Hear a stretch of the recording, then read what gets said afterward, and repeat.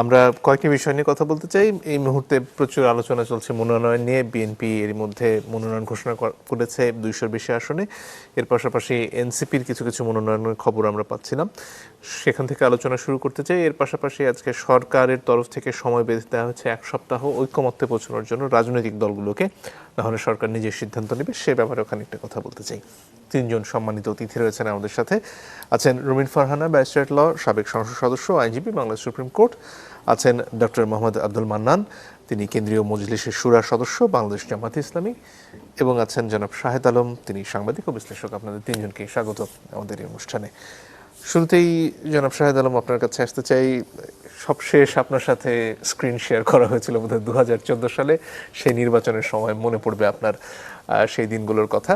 একেবারে ভিন্ন প্রেক্ষাপটে এখন আজকে যখন এই মনোনয়নগুলো দেয়া হলো বিএনপির তরফ থেকে, আপনার কাছে কি মনে হয়েছে? আসলে নির্বাচন নিয়ে কি ধোঁয়াশা খানিকটা কাটছে, নাকি এখন অনিশ্চয়তা অনেকটাই থেকে গেছে? ধন্যবাদ মঞ্জুর। আমি খুবই খুশি আপনার সাথে বসতে পেরে, কারণ আপনার 24-এর আন্দোলনের যে রোল, এবং হঠাৎ করে এসে মনে হলো সামনে একজন ত্রাতা আসলো এবং কথা বলা শুরু করলো, এরপর আবার হঠাৎ করে আপনি আপনার কাজে ফিরে গেছেন, এমন না ওইটার সুবিধা নেওয়ার জন্য আপনি লালায়িত ছিলেন। সো আমি আসার পরে আপনার সাথে যে বসতে পারবো, এটা আমার সৌভাগ্য আজকে। তো আমি ওইটা বলেই শুরু করছি। এবং আমার 2 জন খুব প্রিয় মানুষ, রুমিন ফারহান আমার খুব প্রিয় মানুষ, আব্দুল মান্নান ভাই আমার খুব প্রিয় মানুষ।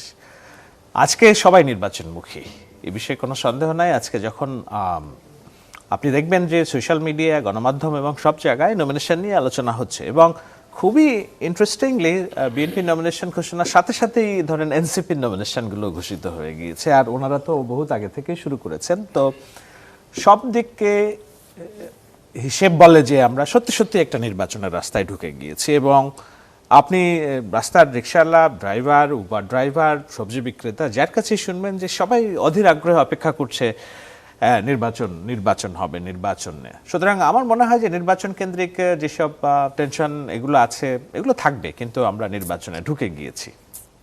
সেক্ষেত্রে যে মনোনয়নগুলো দেওয়া হলো, অনেক বিএনপির হেভিওয়েট প্রার্থী বাদ পড়েছেন, ক্ষেত্র বিশেষে প্রতিবাদও হয়েছে। আপনার কাছে কেমন মনে হয়েছে এখন পর্যন্ত মনোনয়ন? দেখুন, ইটস এ মিক্সড ফিলিংস। এই কারণে মিক্সড ফিলিংস যে এত বড় একটা দল 300 আসনে তাদেরকে ডিল করতে হচ্ছে, এবং একাধিক আসনে, একাধিক না, প্রায় 300 আসনেই প্রত্যেক আসনে মিনিমাম 3 থেকে 4 জন করে নমিনেশন, প্রত্যেকেই যোগ্য। সেখান থেকে আমি যদি বলি যে হ্যাঁ, আমি যাকে নমিনেশনে চেয়েছি তার নমিনেশন হয়নি, আবার আমি এমন এমন নমিনেশন দেখেছি যেগুলা দেখে আমি খুবই খুশি হয়েছি। হ্যাঁ, আমি যদি স্পেসিফিক করে আমার কাছে জানতে চান, কারোর পক্ষপাতিত্ব করা ঠিক হবে না, যেহেতু আমি মনে করি যে 300 আসনেই এই দলের জয়ের জন্য শুভাকাঙ্ক্ষী হিসেবে আমি একজন কাজ করছি। মানে আমার যত কাজ, কথাবার্তা তো এটাই। সেই হিসেবে আমি চাই যে 300 আসনেই তারা ভালো করুক। সেজন্য আমি বলবো যে না, ভালো, কিন্তু আমরা যখন, আমার সামনে রুমিন ফারহানা আছেন, সেই জন of the greatest fighter I have ever seen, কিন্তু জোটগত নির্বাচনের স্বার্থে অথবা নির্বাচনী আসন কেন্দ্রিক জটিলতার স্বার্থে আমি জানি না কেন তারটা উইথড্র করে রাখা হয়েছে। আমাকে যদি ব্যক্তিগতভাবে জিজ্ঞাসা করেন, আমি খুশি। জনাব তারেক রহমান বগুড়া 6 থেকে ইলেকশন করছেন, বেগম খালেদা জিয়া, আমি সারা জীবন মানে গত 14 ইলেকশন, যেটা বললেন যে ইলেকশন আসে, ইলেকশন না, তারপর থেকে সবসময় আমি স্বপ্ন দেখেছি যে একদিনের জন্য হইলেও তিনি আবার সংসদে যান, কিংবা প্রধানমন্ত্রীর আসন অলঙ্কৃত করুন। এগুলো আমার ব্যক্তিগত দুর্বলতা, এটা পাবলিকলি বলা ঠিক কিনা আমি জানি না। তো সেই জায়গাগুলো তো ভালো হয়েছে। কিশোরগঞ্জের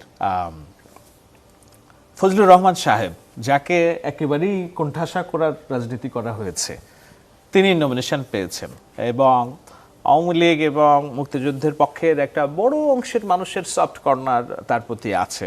তো সেই জায়গা থেকে তাকে 3 মাসের জন্য বহিষ্কার করা হয়েছিল, আপনি জানেন, কিন্তু নমিনেশনে ঠিকই তাকে দেয়া হয়েছে। এমন অনেক মানুষকে আমি চিনি যাদের সাথে দলটির ভারপ্রাপ্ত চেয়ারম্যান, তিনি 5 বছর কথা বলেন নাই, কিন্তু নমিনেশন দেওয়ার সময় ঠিকই নমিনেশন দিয়েছেন, কারণ তিনি দেখেছেন যে উইনিং ক্যাপাসিটি কোথায়, হ্যাঁ, সেইটা সর্বোচ্চ। এবং এক পরিবারের দ্বিতীয় ব্যক্তিকে নমিনেশন তিনি দেন নাই, যেমন সালাউদ্দিন আহমেদ সাহেবের ওয়াইফ হাসিনা আহমেদ, আমি আরও অনেক নাম বলতে পারবো, আমরা লিস্ট ধরে ধরে নাম বলতে পারবো। স্থায়ী কমিটির সদস্য নজরুল ইসলাম খান, রুহুল কবির রিজভী যদি গণতন্ত্রের জন্য ওনার ভূমিকার কথা আমরা বলি, তাহলে he is one of the single most figure যে দিনের পর দিন রাস্তায় একটা চাদর মুড়ি দিয়ে বসে বিএনপি নামক দলটার অস্তিত্ব টিকিয়ে রেখেছেন। তিনি নমিনেশন পান নাই। তারেক রহমানের অত্যন্ত ঘনিষ্ঠজন, আমার প্রিয় মানুষ হুমায়ুন কবির, উনি পররাষ্ট্র বিষয়ক বড় দায়িত্ব পালন করেন, ওনাকে নমিনেশন দেওয়া হয় নাই, কিন্তু মাঠে যিনি দায়িত্ব পালন করেছেন ইলিয়াস আলীর স্ত্রী লুনা রুশদি, ওনাকে নমিনেশন দিয়েছেন। তো এরকম অগণিত আমি এক্সাম্পল দিতে পারবো যে দলের জন্য, ক্যালকুলেশনের জন্য অনেক জায়গায় নমিনেশনকে কাট করা হয়েছে এবং it's a very tough job, এবং সেই টাফ জবটা হয়েছে। এখন ব্যক্তিগত পছন্দ অপছন্দ থাকবে, কিন্তু আমার মনে হয় যে ব্যাপকভাবে যে মনে করা হয় যে না খুব অনেক বেশি বিদ্রোহী প্রার্থী, এটা আমি এখনো মনে করি না যে খুব বেশি বিদ্রোহী প্রার্থী হবে। কারণ এবার ইলেকশনটা আমার বিশেষ করে ভাইরা যেভাবে মাঠে শক্তিমত্তা জানান দিচ্ছে, তাতে দলের উইন নিয়ে সবাই খুব কনসার্ন এবং সেই জন্য কাজ করবে বলে আমার দৃঢ় বিশ্বাস। জি, ধন্যবাদ। রুমিন ফারহানা, আপনার কাছে আসতে চাই। যেমনটা শাহেদ আলম এইমাত্র বলছিলেন যে আপনার কাঙ্ক্ষিত যে আসন সেখানে এখন পর্যন্ত ফলাফল জানা যায়নি, কি পাচ্ছেন বিএনপির টিকিট। এই যে অনেকগুলো আসন এখন পর্যন্ত ছেড়ে রাখা হলো, সেখানে আসলে কাদের সাথে সম্ভাব্য জোট হতে পারে বা সে আলোচনা কতদূর এগোলো সেটা একটা।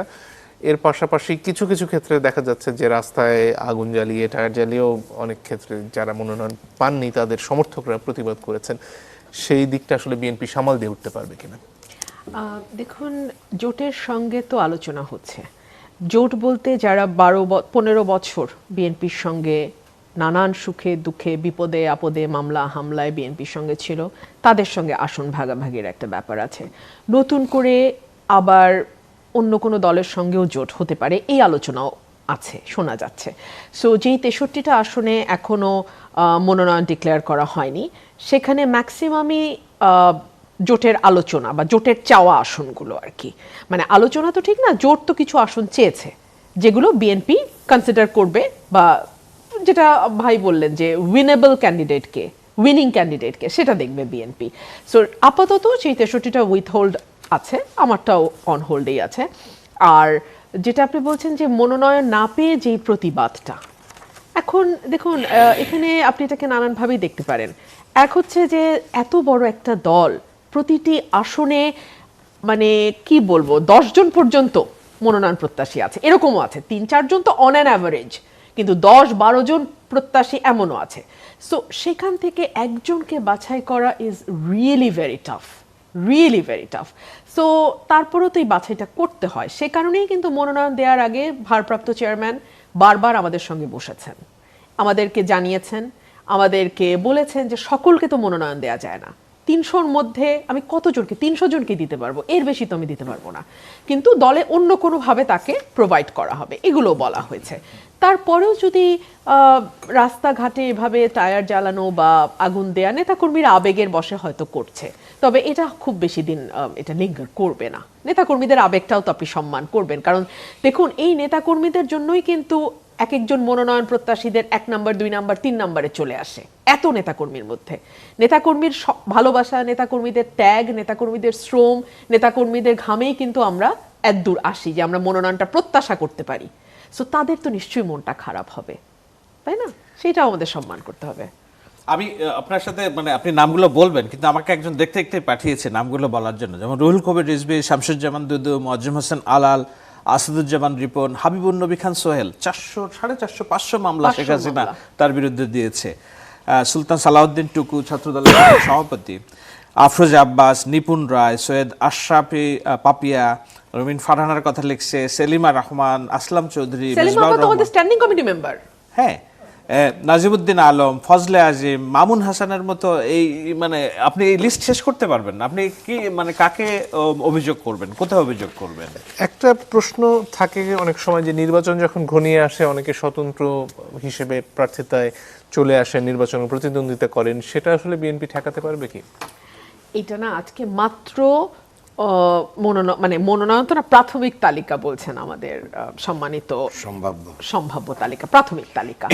সো প্রাথমিক তালিকা আবার সেক্রেটারি জেনারেল এটাও বলছেন যেটা মানে অ্যাডও হতে পারে, আবার এখান থেকে চেঞ্জও হতে পারে, আবার নতুন কেউ যুক্তও হতে পারে। আর 63টা আসন তো এখনো ডিক্লেয়ারই হয় নাই। সো এত দ্রুত আসলে কে স্বতন্ত্র দাঁড়াবেন বা কাদের দাঁড়ানোর সম্ভাবনা আছে এটা বলাও কিন্তু খুব ডিফিকাল্ট। আর এর মধ্যে আমি দেখলাম যে নারী প্রার্থী যদি 5% বিএনপি রাজি হয়, যেহেতু শাহেদ আলম ভাই কয়েকজন নারী প্রার্থীর নাম বললেন, 9 জন প্রার্থী এখন পর্যন্ত। 5% যদি 10 জন, তাহলে এখনো 5 জন কিন্তু বাকি আছে। সো এটাও মাথায় রাখতে হবে। সুতরাং এত দ্রুত আমার মনে হয় স্বতন্ত্র নিয়ে বলার আর বাইরেও যেসব আসনে নির্বাচন কমিশনে দ্বন্দ্ব আছে, ওগুলোর ভার্ডিক্ট অপেক্ষা করছে, সেগুলো আমার আসলেও ভার্ডিক্ট অপেক্ষা করছে, আসনটা ভার্ডিক্ট অপেক্ষা করছে। আমি স্টিল বিশ্বাস করি যে শি ইজ কামিং। আমি জানি বাগেরহাট 2 এর একজন ওনার আসনে মানে একেবারে নিশ্চিত প্রার্থী, কিন্তু ওনারটা ওই দ্বন্দ্বের কারণে আটকে আছে। তো এরকম নানান আমার সীমানা নিয়ে এখনো দ্বন্দ্ব। ডক্টর মান্নান, আপনার কাছে আসতে চাই, এতদিন পর্যন্ত আসলে আপনাদের প্রতিদ্বন্দ্বী নিশ্চিত ছিল না, এই এখন পর্যন্ত যে পরিস্থিতি সেখানে আপনাদের অনেক আগে থেকে প্রার্থিতা নির্ধারিত, আপনারা মাঠে আছেন, এখন কি পরিবেশটা পাল্টাবে এবং আপনাদের আসলে কি মনে হচ্ছে এখন পর্যন্ত যে পরিস্থিতি, আপনারা আসলে কতটুকু শক্ত অবস্থানে আছেন? জি, আপনাকে ধন্যবাদ রুমিন আপা, শাহেদ ভাই, সবাইকে ধন্যবাদ জানাই। আসলে আজকে এই টকশোতে যখন আমাকে ইনভাইট করা হচ্ছিল তখন বললেন যে এটা আপনি সঞ্চালক, তো আমি তখন এটাকে লুফিয়ে নিলাম যে আপনার সাথে আমার একবার ফেস টু ফেস দেখা হওয়া উচিত। কারণ জুলাই গণ অভ্যুত্থানে আপনার যে ভূমিকা আমি দেখেছি, আমিও রাজপথে ছিলাম, তো কোনো একটা জায়গায় একটু দেখা হোক এটার অপেক্ষায় ছিলাম, এর জন্য ভালো লাগছে। শাহেদ ভাই কলম সৈনিক, যিনি দূর থেকে আমাদেরকে অনেক আশা জুগিয়েছেন। আমরা ঢাকার রাজপথেই ছিলাম সবসময় এই 15-16টা বছর। এখান থেকে যে দূর থেকে যারা যারা আমাদেরকে গাইডলাইন দিয়েছেন, আশার আলো দেখিয়েছেন, একটা সুন্দর সকাল হবে তার ভিতরে একজন। আর রুমিন আপার সাথে তো আমার অনেকবার দেখা হয়েছে, আমি প্রত্যাশা করি আপা তার স্থান ফিরে পাক। আর আমি মনে করি ক্লাসে একজন ছাত্র রোল নম্বর 1 এটা সুন্দর না। প্রতিযোগিতা, প্রতিদ্বন্দ্বিতাপূর্ণ কোনো কিছুর মাধ্যম দিয়ে যখন কোনো কিছু অ্যাচিভ করা যায়, সেটার ভিতরে যে টেস্ট এবং সেটার যে শিহরণ বা অনুভবের যে শক্তি, এটা সত্যিই মানে অনেক আনন্দের, এবং এটার ভিতরে একটা আলাদা পাওয়া আছে। মানে খালি মাঠে গোল দেওয়া, এটা তো আমলিগ করেছে আর কি, 153টা ডামি। তো আমি মনে করি যে এই নির্বাচনের যে কালো মেঘ, যেটা বিএনপির পক্ষ থেকে অনেক সময় বলা হচ্ছিল যে জামাতকে দোষারোপ করা হচ্ছিল যে জামাত নির্বাচন চায় না, জামাত নির্বাচন মানে লিঙ্গারিং করতে চায়, কিন্তু আমরা দেখতেছিলাম যে বিএনপি মূলত তার প্রার্থিতা ঘোষণা না করেই নির্বাচন থেকে দেশকে আরও দূরে রাখতেছে। তো আমরা এই জন্য আজকে ধন্যবাদ জানাই যে বিএনপি আনুষ্ঠানিকভাবে তাদের প্রার্থীর তার একটা অংশের তালিকা, মেজরিটি অংশের তালিকা ঘোষণা করেছে। আমার আসন ঢাকা 6, সূত্রাপুর, ওয়ারী, গ্যান্ডারিয়া, কোতোয়ালি, বংশাল এর আংশিক এরিয়া। এখানে আমরা সবচেয়ে অবহেলিত একটি জনপদ, অথচ সবচেয়ে পুরাতন ঢাকা, এটা সদরঘাট, বুড়িগঙ্গার কোল জুড়ে আমাদের এই অবস্থান। দেখেন, এখানে আমাদের ইঞ্জিনিয়ার ইশরাক ভাইকে নমিনেশন দেওয়া হয়েছে। আমি আজকের এই অনুষ্ঠানে আনুষ্ঠানিকভাবে তাকে ওয়েলকাম করছি, তার শুভকামনা করছি।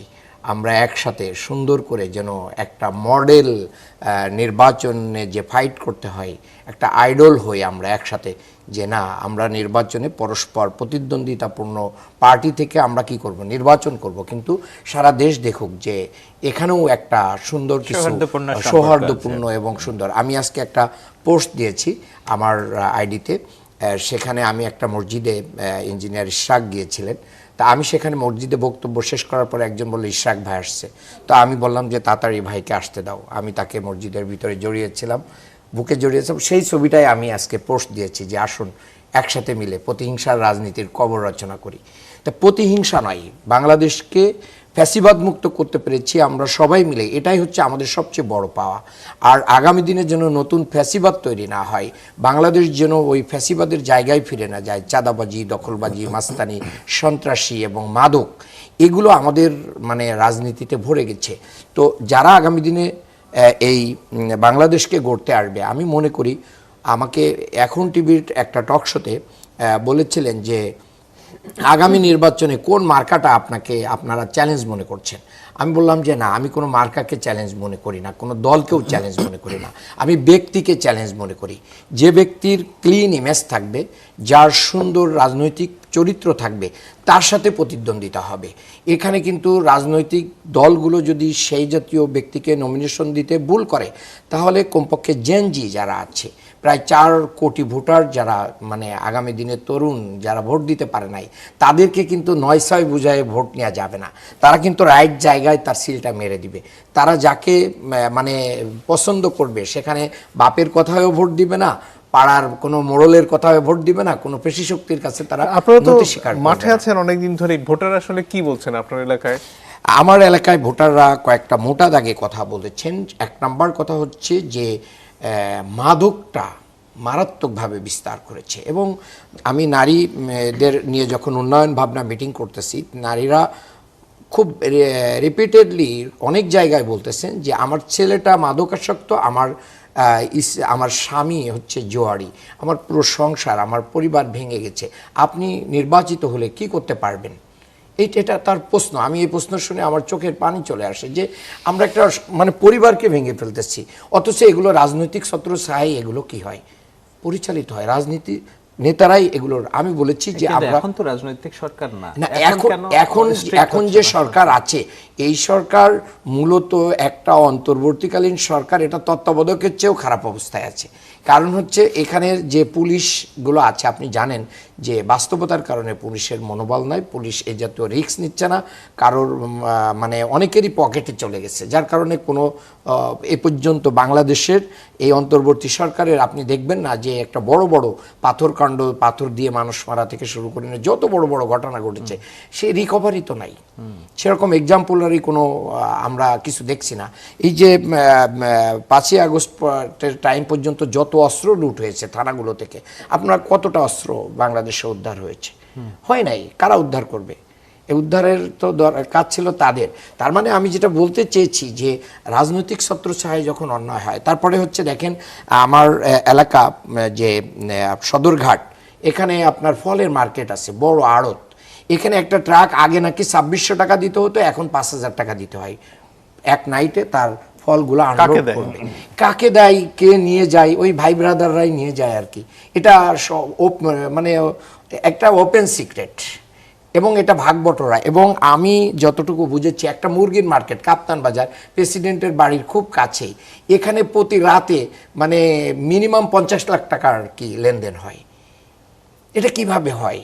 এটা আমরাই করছি। আমি দেখছি যে দুর্নীতিকে যদি আমরা নো করে দিতে পারি, চাঁদাবাজিকে নো করে দেয়, তাহলে বাংলাদেশকে এগিয়ে নিয়ে যাওয়ার জন্য 5 থেকে 10 ইয়ার্স এনাফ। অনেক ধন্যবাদ। একটা বিরতির সময় হয়ে গেছে দর্শক, একটু পরে ফিরে আসি। ফিরে এসে আমরা এই মুহূর্তে যে সমস্যাটি চলছে, অর্থাৎ কোন সময় গণভোট হবে, কোন সময় জাতীয় নির্বাচন হবে, এবং এর পাশাপাশি এই জুলাই সনদের বাস্তবায়নের প্রক্রিয়া কি হবে, তা নিয়ে যে মতপার্থক্য রয়েছে রাজনৈতিক দলগুলো, সে নিয়ে আলোচনা করতে চাই। আশা করি সাথে থাকবেন। আজকে সরকারের তরফ থেকে মন্ত্রিপরিষদ সিদ্ধান্ত নিয়ে জানালেন যে 1 সপ্তাহ সময় আছে রাজনৈতিক দলগুলো তাদের মধ্যে মতপার্থক্যগুলো দূর করার, তা না হলে সরকার 1 সপ্তাহ পরে সিদ্ধান্ত নেবেন। অনেকে এই যে দূরত্ব বা এই মতপার্থক্য, এটাকে একটা বড় শঙ্কার কারণ হিসেবে দেখেন, নির্বাচন নিয়ে অনিশ্চয়তা তৈরি হওয়ার সম্ভাবনা দেখেন। আপনার কাছে তেমনটা মনে হয় কিনা? না, আমি মনে করি না নির্বাচন নিয়ে কোনো শঙ্কা আছে।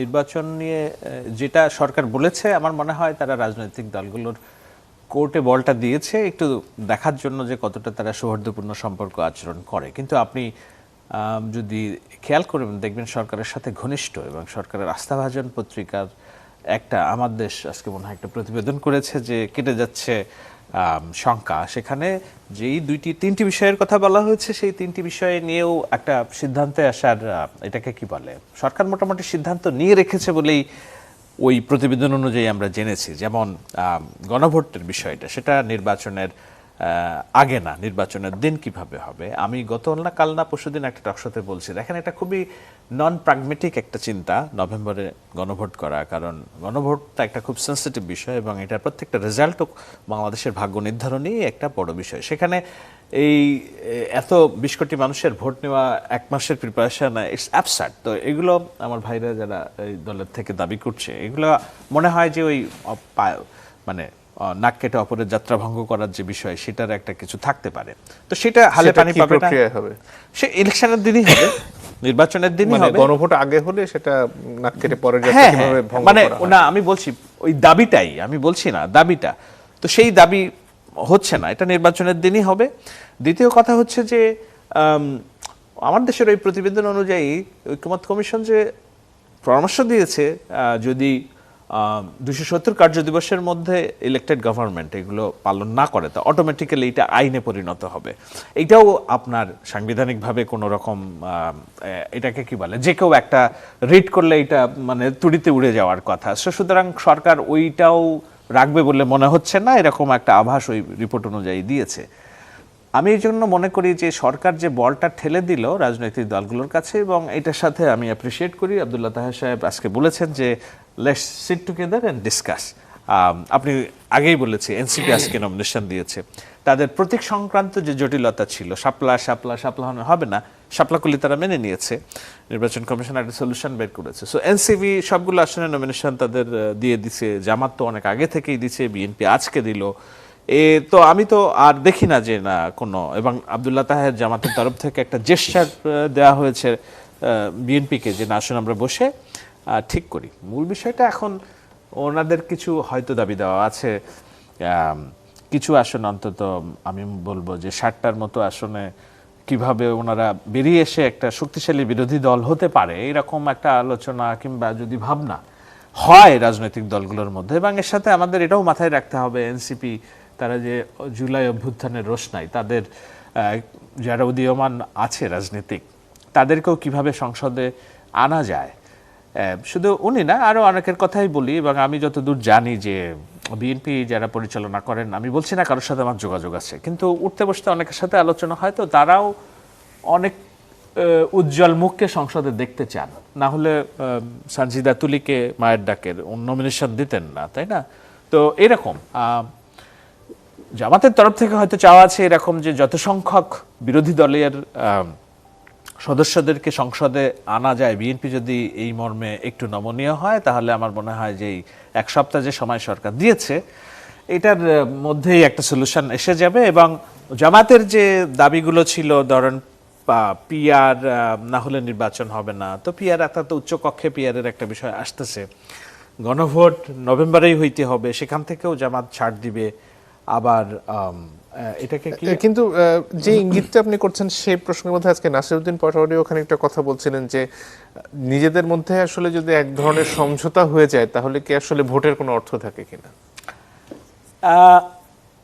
আপনি যদি নৈতিক বিচারে দেখেন তাহলে তো আরো অনেক বিষয় আছে, আমরা কি সব নৈতিক বিচারের রাজনীতি করছি কিনা।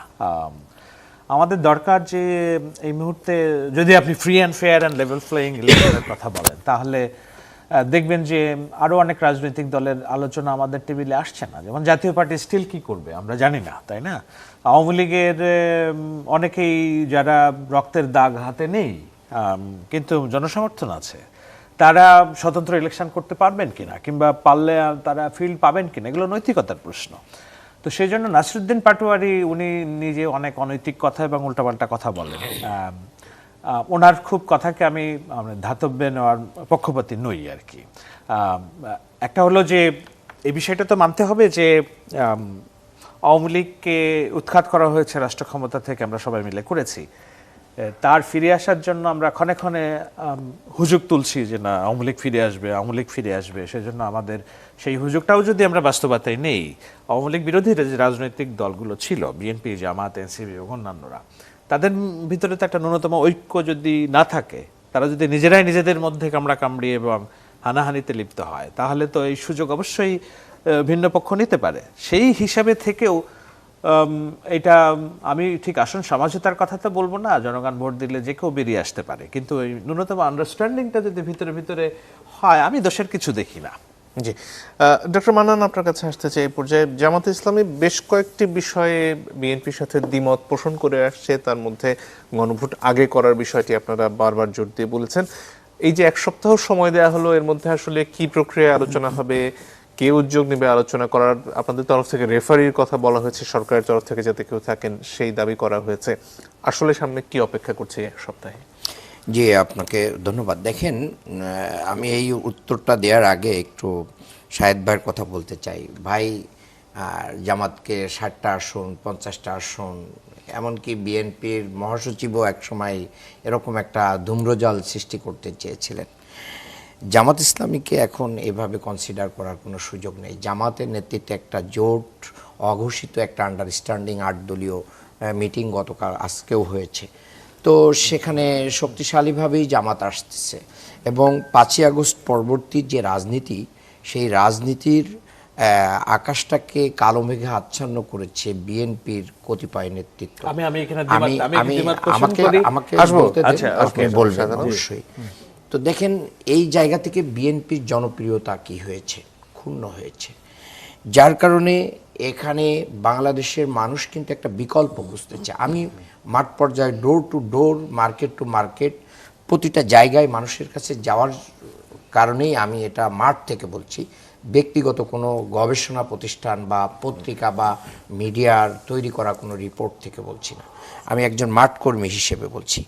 কাজেই আমি মনে করি যে এবার একটা প্রতিদ্বন্দ্বিতাপূর্ণ নির্বাচন হবে। সেই নির্বাচনে যদি আপনারা এই অবস্থা তৈরি করতে চান যে বিএনপি ক্ষমতায় নিশ্চিত আসতেছে আর বাকিদেরকে বিরোধী দল বানানোর জন্য কয়েকটা সিট দিয়ে দিচ্ছে, তো নির্বাচনের আগেই তো ডিসি, এসপি, অন্য যত উইং আছে নির্বাচনের, তারা সবাই মিলেই তো তখন মানে তারেক রহমান, খালেদা জিয়ার কাছে ফুল দিয়ে গোপনে গোপনে দেখা করে মোটামুটি অগ্রিম আশীর্বাদ নেবে। আপনাদের মিডিয়াগুলো যে আগে ভাগে সেখানে অবস্থান নেওয়ার জন্য ঠেলাঠেলি করবে কার আগে কে যেতে পারে, তাহলে নির্বাচন দেওয়ার তো কোনো প্রয়োজন আসে না দেশের টাকা পয়সা নষ্ট করে।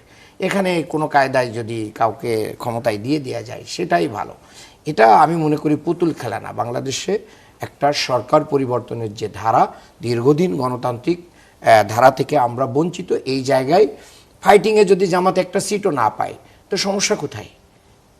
জনগণ যদি না দেয়, আবার জনগণ যদি জামাতকে মেজরিটি দিয়ে দেয়, তাহলে আপনি কেন সেটাকে বলতেছেন? এবং বাংলাদেশে অনেক জায়গায় এই কথা বলা হচ্ছে জামাতকে ঠেকাইতে হবে, জামাত আগামী দিনে তাহলে ক্ষমতায় চলে আসবে।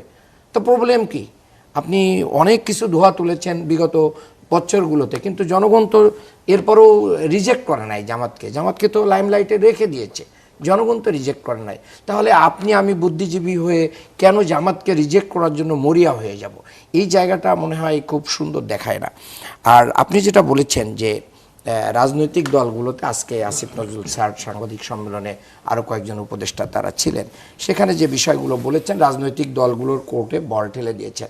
উনি আজকে বলার আগের দিন ডাক্তার সৈয়দ আব্দুল্লাহ মোহাম্মদ তাহের ভাই কিন্তু রাজনৈতিক দল, বিশেষ করে বিএনপিকে প্রতি আহ্বান জানিয়েছেন যে আসুন আমরা বসি, আমরা আলাপ আলোচনার মাধ্যম দিয়ে ফ্যাসিস্ট বিরোধী যে শক্তি আমরা এখানে আছি, আমরা আলাপ আলোচনার মাধ্যমে এই অবস্থার সমাধান করি। আপনি দেখেন যে ঐকমত্য কমিশন যে আলোচনাগুলো করেছে, সেখানে যদি রাজনৈতিক দলগুলো যদি সহযোগিতা না করতেও, তাহলে কি ঐকমত্য কমিশন তার নিজস্ব কোনো ক্যারিসমেটিক অবস্থা দিয়ে এই জায়গায় আনতে পারতো না। তবে হ্যাঁ, তাদের একটা বড় অ্যাচিভমেন্ট হচ্ছে তারা মানে ঘন্টার পর ঘন্টা ধৈর্য ধরে এই কাজগুলো করে গেছে। এর জন্য তারা অনেক বেশি থ্যাঙ্কস পাওয়ার উপযুক্ত। এত ধৈর্য আলী রিয়াজ স্যার সহ অন্যান্য যারা আছেন, আমি মনে করি এটা ব্যাপক ধরনের বাংলাদেশকে নতুন জায়গায় নিয়ে যাওয়ার জন্য তারা পরিশ্রম এখানে আজকে মির্জা ফখরুল ইসলাম আলমগীর একটা অভিযোগ করেছেন যে বিএনপিকে সংস্কার বিরোধী হিসেবে দেখানোর একটা চেষ্টা চলছে, এবং এটা বিভিন্ন সময় আপনারাও বলেছেন, সেটার কারণটা কি?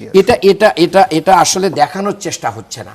এটা বিএনপি অলরেডি তাদের কার্যক্রম দিয়ে প্রুভ করেছে যে তারা এই মুহূর্তে সংস্কার চাচ্ছে না, তারা এই মুহূর্তে গণভোট চাচ্ছে না, তারা এই মুহূর্তে প্রেসিডেন্টকে না, জনগণের কথা বলছি, প্রেসিডেন্টের অপসারণ চাচ্ছে না, এই মুহূর্তে আওয়ামী লীগের চাচ্ছে না। এই যে অনেকগুলো কার্যক্রমে এখনই না, আবার মানছেন কিন্তু প্রেসারে পড়ে জনগণের, যে এই যে 10 বছর ক্ষমতার মেয়াদ, তারপরে হচ্ছে মনে করেন সরকারি দল বিরোধী মানে দলীয় প্রধান, সরকার প্রধান, এই যে তারপরে পিয়ার সিস্টেমে উচ্চকক্ষ নিম্নকক্ষটা মানেনি নাই, কিন্তু উচ্চকক্ষে মানবেন কি না মানবেন এখনও কিন্তু কনফার্মেশন দিয়ে নাই। তাহলে মূলত জনগণের কাছে ঐকমত্য কমিশনের লং টাইম আলাপ আলোচনার মাধ্যম দিয়ে এটা জনগণের সামনে স্পষ্ট হয়েছে যে বিএনপির কারণে সংস্কারটা লেট হচ্ছে এবং এখনও কোনো একটা মানে কনক্লুশনে আসা যাচ্ছে না। এই জায়গা জনগণের কথা, এটা কোনো দলের কথা না। জি, ধন্যবাদ। রুমিন ফারহানা, বিএনপি সংস্কার চাইছে না এবং বিএনপি নির্বাচনের জন্য যে আসলে প্রস্তুতি, সেখানে এখন পর্যন্ত যে মতপার্থক্য থেকে গেছে তার জন্য দায়ী, যেটা একটু আগে জনাব মান্নান বলছিলেন, সেটার ব্যাপারে আপনার মন্তব্য শুনতে চাই। আপনি 19 দফা বলেন, ভিশন 2030 বলেন, 31 পয়েন্টস বা 31 দফা বলেন, এই সব কিছু বিএনপি দিয়েছে।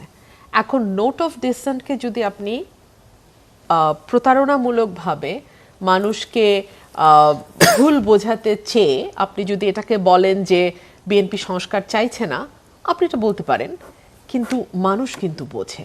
এক, দুই হলো নোট অফ ডিসেন্ট কিন্তু জামাতের তরফ থেকে এসছে, সব দল থেকে এসছে, এক এক দল এক এক দিকে নোট অফ ডিসেন্ট দিচ্ছে। আমি শুধু একটা উদাহরণ দিই, আমাদের দ্বিতীয় যেই ধারাটি পরিবর্তনের কথা বলা হয়েছে বাংলাদেশি জাতীয়তাবাদ সংক্রান্ত, সেখানে 3টা দল নোট অফ ডিসেন্ট এসছে 3 রকম ভাবে, এনসিপি দিয়েছে, জামাত দিয়েছে, বিএনপি দিয়েছে।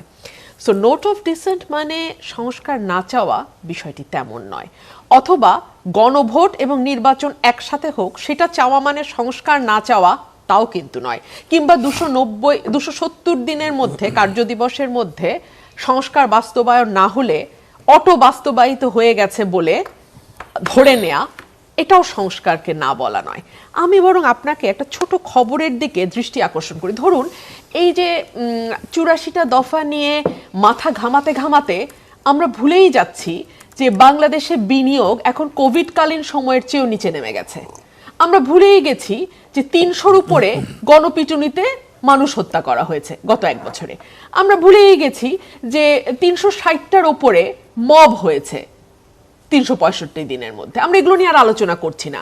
আমরা এখন মানে উচ্চকক্ষ, নিম্নকক্ষ, প্রধানমন্ত্রী মেয়াদ, তারপর প্রধানমন্ত্রীর সঙ্গে রাষ্ট্রপতির ক্ষমতার ভারসাম্য, এগুলো নিয়ে খুব ব্যস্ত।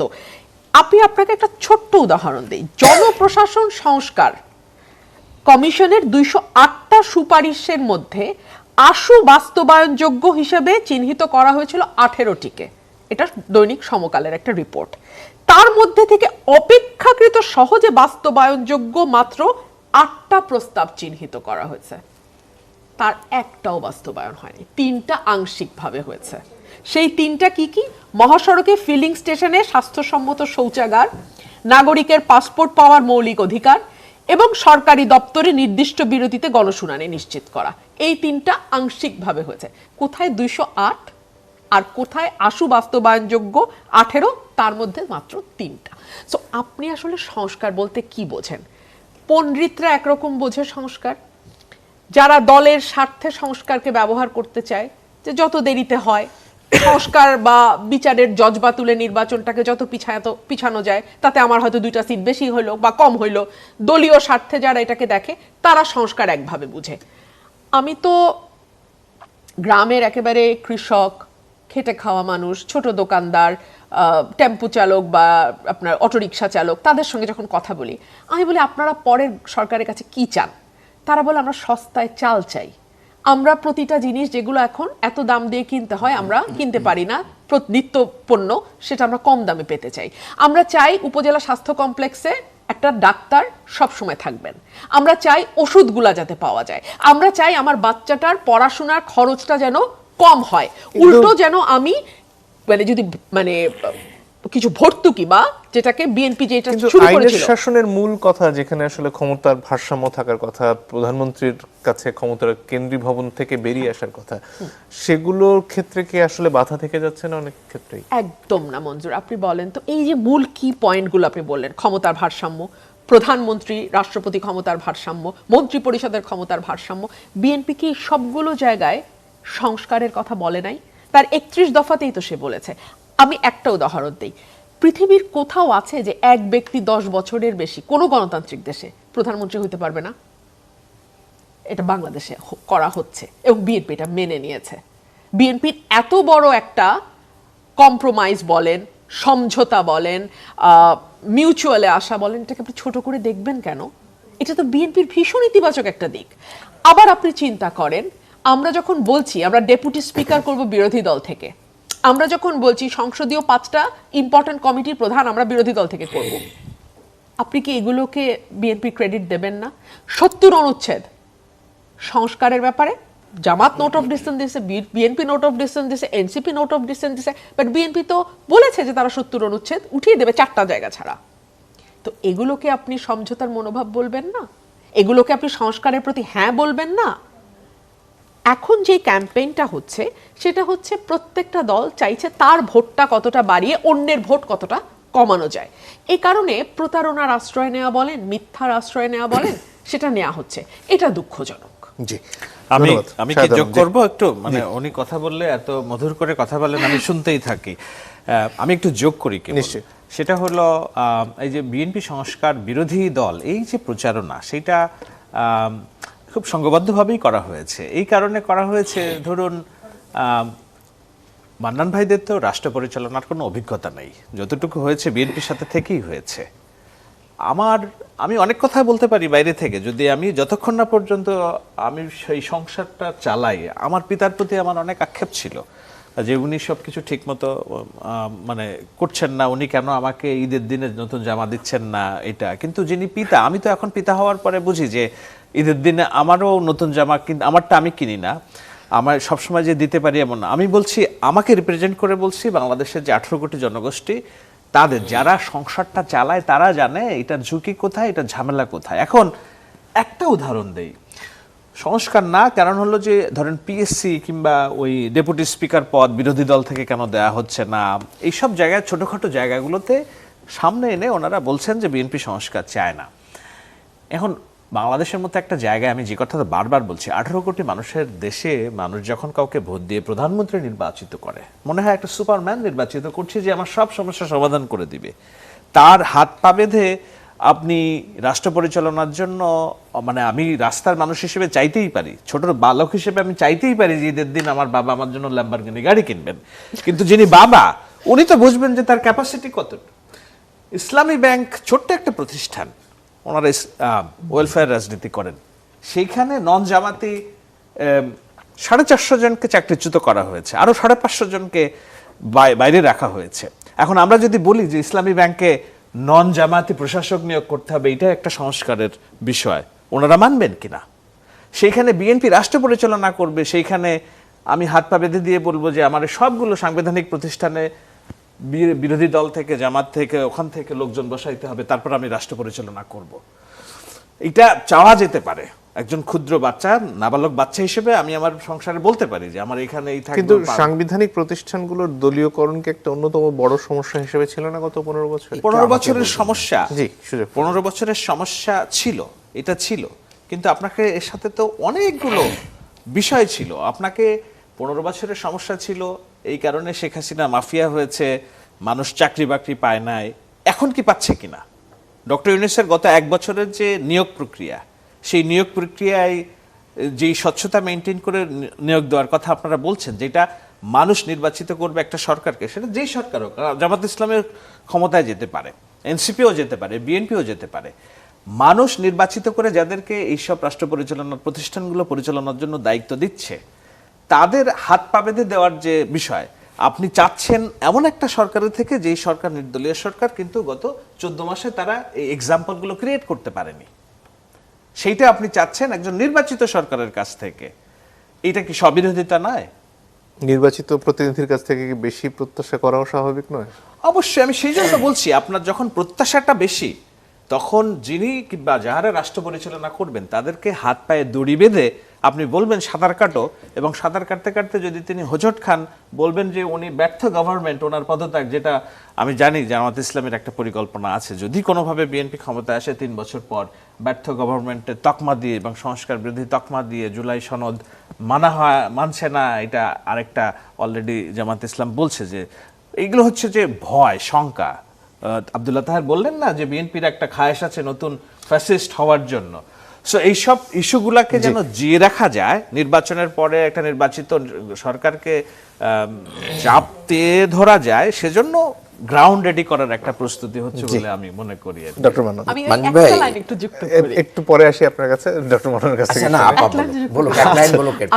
আমি গতকালকেই দেখছিলাম যে জামাতের থেকে দাবি করা হচ্ছে স্বরাষ্ট্র মন্ত্রণালয় যাতে বিরোধী দল থেকে দেয়া হয়, আমি জানি না আপনার কি নিউজটা দেখেছেন। হ্যাঁ, এরকম কিছু ওনাদের তো দাবি দেওয়ার শেষ নাই। এখন যদি এরকম হয় শেষমেশ দাবি যেতে যেতে হয় যে প্রধানমন্ত্রীও বিরোধী দল থেকে হবেন, এটা কি আসলে মানবার মতো? এবং এটা না মানলে আপনি সংস্কারের বিপক্ষে, তাই কি বলা যায়? জি ডক্টর মান্নান।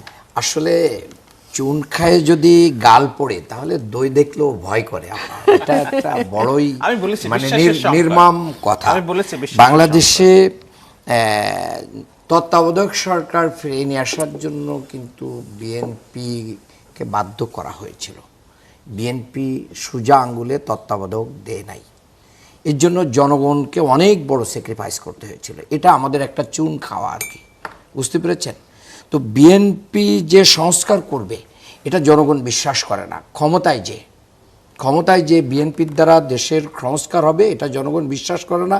এই কারণেই যে 5ই আগস্টের পরে যে মানে অন্যায়, অবিচার, জুলুম সারা দেশব্যাপী হয়েছে, এই কারণে জনগণ এই আস্থায় নিতে পারছে না। নাম্বার 1, আমার ভাই বলেছেন যে রাষ্ট্র পরিচালনার অভিজ্ঞতা নেই। হ্যাঁ, রাষ্ট্র পরিচালনার বড় অভিজ্ঞতা নাই, কিন্তু আমাদের 2 জন মন্ত্রী 3টা মন্ত্রণালয় চালিয়েছেন, তাদের বিরুদ্ধে 1 টাকার দুর্নীতির কোনো অভিযোগ দেওয়া যায় না। আপনি প্লিজ আপনি বলবেন আপনার টাইম। সাংবিধানিক সংস্কার যেটা বাংলাদেশের বড়ই প্রয়োজন, সাংবিধানিক জায়গাগুলোকে কেন আমরা মানে ফ্রিডম দিতে পারি না? আমাদের ভয় কোথায়? এই জুজুর ভয় কেন আমাদের?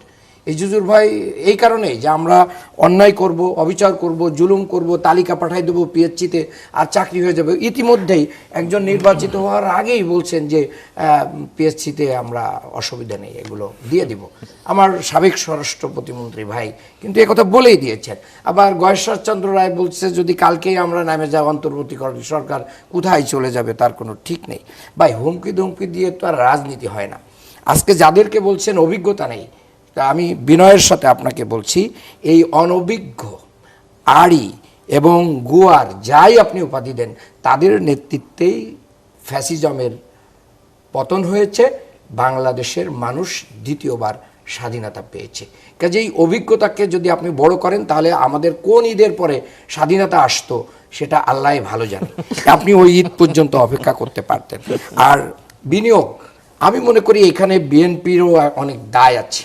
বিএনপি এই অন্তর্বর্তী সরকারকে যত ব্যর্থ করতে পারবে তত বেশি নির্বাচনকে এগিয়ে নিয়ে এসে তাদের স্বার্থ চরিতার্থ করতে পারবে। এখানে বিএনপি একটা পলিটিক্স করতেছে বলে আমাদের কাছে বিএনপির এখানে একটা বড় ধরনের অবস্থা আছে।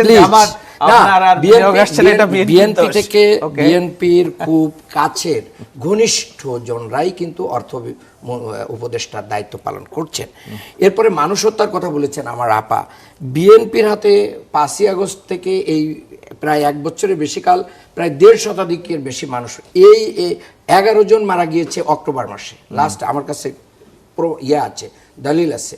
11 জন অক্টোবর মাসে বিএনপির নিজস্ব আন্তঃকন্দলে মারা গিয়েছে। এবং আজকে যে নমিনেশন হয়েছে, আমি জানি না যে এই যে ঘোষণা হয়েছে এটার পরে কালকে পর্যন্ত বা আগামী 2-3 দিনে আল্লাহ না করুক, আমরা দোয়া করি যাতে কারোর প্রাণ না যায়।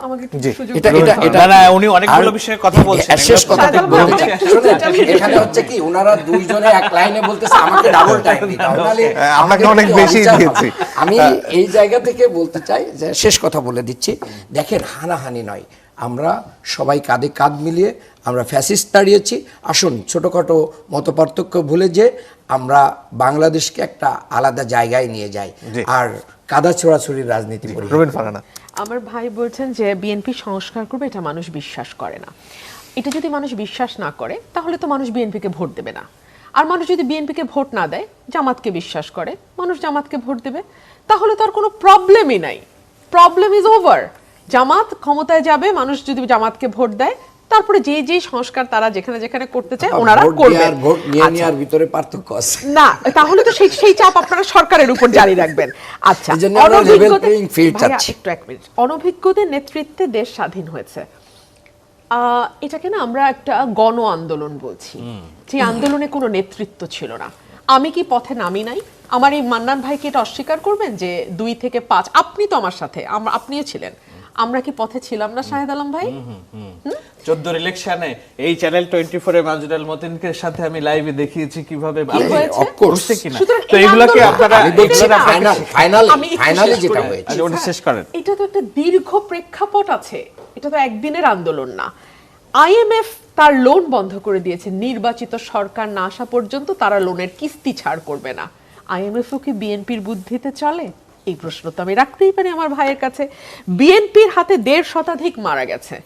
আমি জানি না ভাই এই তথ্য কোথায় পেয়েছেন, তবে আমি যেহেতু আমি ধরে নিচ্ছি সঠিক তথ্য বলছেন, অন্তর্কন্দলের কথা বলছি। হ্যাঁ, অন্তর্কন্দলে আমি এই তথ্য সঠিক ধরে প্রশ্ন রাখছি।